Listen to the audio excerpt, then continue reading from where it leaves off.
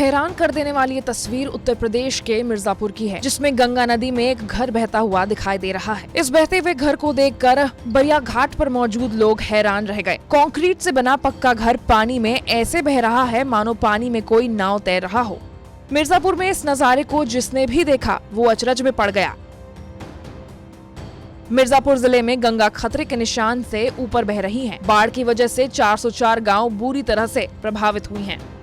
ये संगम नगरी में बाढ़ के कहर की तस्वीर है। प्रयागराज में गंगा और यमुना नदियों के साथ ही इसकी सहायक नदियां भी उफान पर है। 8 तारीख से ही गंगा और यमुना दोनों नदियां अपने खतरे के निशान से ऊपर बह रही हैं। रिहायशी इलाकों में गंगा का पानी भरने से लोग दाने दाने को तरस रहे हैं। इलाके में नाव के जरिए लोगों तक पानी की बोतलें और खाने के पैकेट्स बांटे जा रहे हैं। लोग अपने घर की छतों से रस्सी में बाल्टी बांधकर लटकाते हैं और उसमें पानी की बोतलें और खाने पीने के पैकेट्स डाले जाते हैं। हालत कितने खराब है वो तस्वीर से समझा जा सकता है, जिसमें लोग इसी तरह से नाव का इंतजार करते हैं। प्रयागराज के निचले इलाकों में चारों तरफ पानी और गंदगी फैली हुई है। बिजली न होने से अब लोगों के पास पानी भी खत्म हो गया है। इसके साथ ही कई परिवारों के पास खाने पीने का भी संकट खड़ा हो गया है। नहीं है रहने खाने के लिए, पानी पीने के लिए, और लाइट नहीं है। अब घर छोड़ के जाते हैं तो यहाँ चोरी हो जाती है, पता आते हैं रात में उठा ले जाते हैं सामान सब, इसलिए घर भी नहीं छोड़ा जा सकता। प्रयागराज के बाढ़ प्रभावित इलाकों में नाव पर बैठना भी किसी चुनौती से कम नहीं है। ये देखिए, पहली मंजिल पूरी तरह से डूब जाने की वजह से लोगों को घर के ऊपरी हिस्सों में शरण लेना पड़ रहा है और नाव आने पर वैसे ही उतरना पड़ रहा है।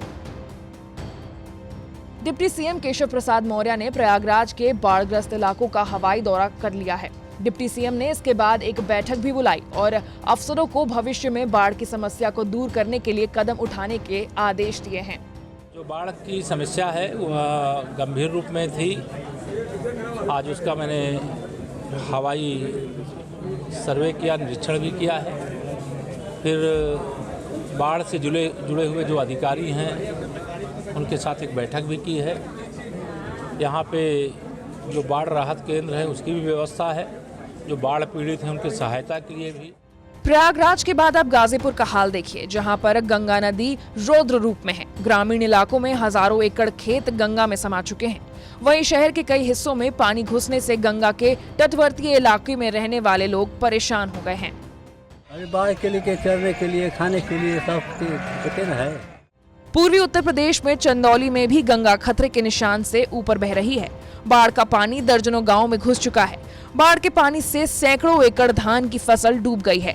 सड़क जलमग्न है और घरों में भी पानी का कब्जा है। आलम यह है कि लोग छतों पर आशियाना बनाकर रहने के लिए मजबूर हैं। उत्तर प्रदेश में इस बार ऐसे शहर में भी बाढ़ आया है जो कि पानी के लिए तरसा करते थे। बुंदेलखंड में यमुना और केन नदी में आई बाढ़ ने बांदा के 2 दर्जन से अधिक गांव में लोगों के जीवन को तहस नहस कर दिया है। उत्तर प्रदेश के जिन 24 जिलों में बाढ़ आई है वहां रहने वाले लोगों के सामने एक बहुत बड़ा सवाल आगे खड़ा हो गया है कि अब आगे क्या होगा, क्योंकि ये पानी तो कुछ दिनों में उतर जाएगा, लेकिन फसल डूबने से लोगों का जो नुकसान हुआ है वो आगे अपना गुजारा कैसे करेंगे। वाराणसी से अभिषेक मिश्रा के साथ संतोष शर्मा, बांदा, यूपी तक।